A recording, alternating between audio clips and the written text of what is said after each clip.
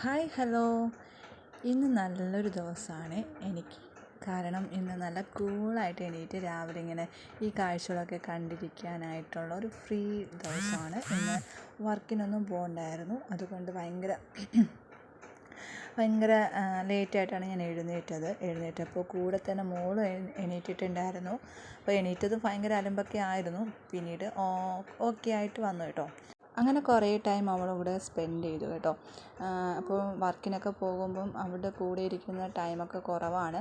അപ്പോൾ ഞാൻ അത് വല്ലാണ്ട് മിസ് ചെയ്തിട്ടുണ്ട് കേട്ടോ. നമ്മുടെ കൂടെ ഇരിക്കുമ്പോൾ നമുക്കതിൻ്റെ വാല്യൂ തിരിച്ചറിയാൻ പറ്റില്ല. ഇല്ലാത്തപ്പോഴാണല്ലോ നമ്മളത് നന്നായിട്ട് തിരിച്ചറിയുന്നത്. അപ്പോൾ ഇന്നത്തെ ദിവസം ഫുൾ ടൈം അവളുടെ കൂടെ സ്പെൻഡ് ചെയ്യണമെന്നാണ് എൻ്റെ ആഗ്രഹം.